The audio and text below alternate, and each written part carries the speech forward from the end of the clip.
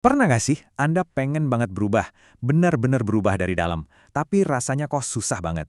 Nah, hari ini kita akan bedah bareng-bareng anatomi dari sebuah transformasi sejati, lewat sebuah kisah yang dramatis banget, tapi relevansinya luar biasa sampai sekarang.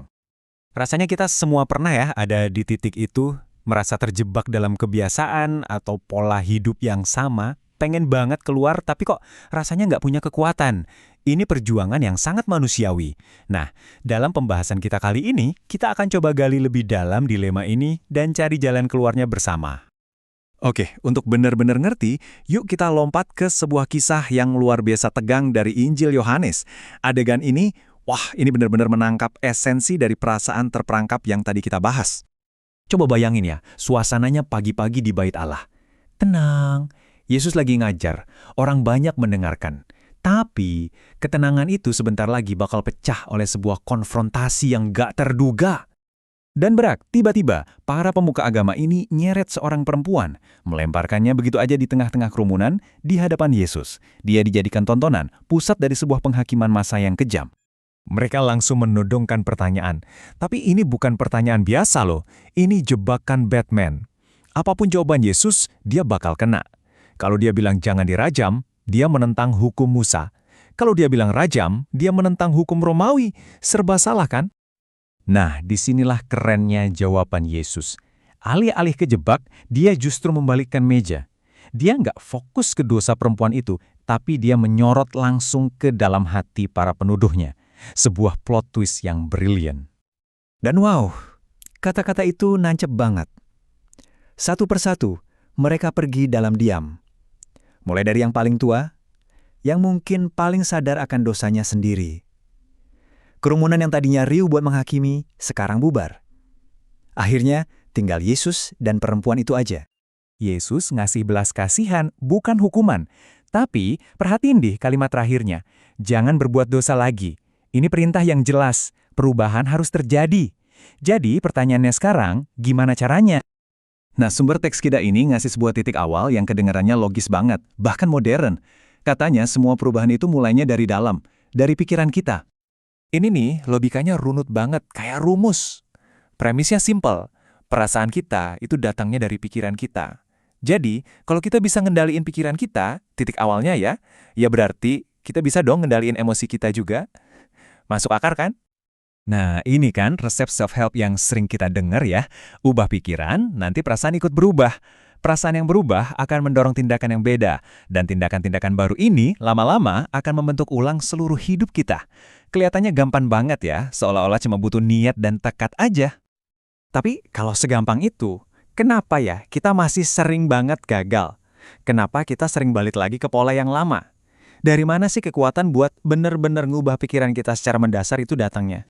Disinilah kita lihat ada dua jalan yang beda banget. Di satu sisi, ada perubahan yang hasil usaha kita sendiri, pakai tekad dan pikiran positif. Di sisi lain, ada perubahan sejati yang digambarkan sebagai anugerah, sebuah hadiah. Beda banget kan konsepnya? Bahasa di ayat ini tuh dalam banget. Kain kotor. Artinya, sebaik-baiknya usaha kita buat jadi baik dari diri sendiri, menurut perspektif teks ini ya tetap aja nggak cukup. Nggak akan pernah bisa mencapai standar kesempurnaan yang sejati. Oke, jadi kalau bukan dari kekuatan kita, terus dari mana dong? Nah, mari kita lihat dari mana sumber transformasi sejati itu berasal menurut teks ini. Sebelum kita ke solusinya, teks ini ngasih gambaran kondisi kita tanpa campur tangan Tuhan. Intinya adalah, kalau dibiarin sendiri, kita itu seperti terjebak dalam sebuah siklus yang nggak bisa kita putus dengan kekuatan kita sendiri. Nah, ini dia kuncinya. Perubahan sejati itu bukan soal memperbaiki diri kita yang lama, tapi dijadikan baru sama sekali. Bukan renovasi rumah tua, tapi dibangunin rumah yang benar-benar baru. Dan itu semua dimungkinkan oleh sebuah tindakan kasih karunia. Lalu siapa agen perubahannya? Siapa yang ngerjain ini semua? Sumbernya jelas menunjuk ke Roh Kudus. Bukan tekad kita, bukan kemauan kita, tapi kekuatan ilahi yang bekerja di dalam diri kita untuk memulai transformasi ini dari dalam. Oke, kalau perubahan ini adalah anugerah, hadiah, terus kita ngapain dong? Cuma diam aja? Ternyata nggak ada peran aktif yang bisa kita lakukan. Dan teksnya ngasih jalan yang praktis banget. Inti dari prosesnya, menurut sumber kita ini adalah kita harus jatuh cinta sama firman. Bukan cuma sekedar baca, tapi benar-benar terlibat secara mendalam dengan apa yang tertulis di dalam kitab suci. Caranya gimana? Ada 4 langkah praktis. Pertama, kita masukin dulu firman itu ke diri kita, lewat membaca dan mendengarkannya.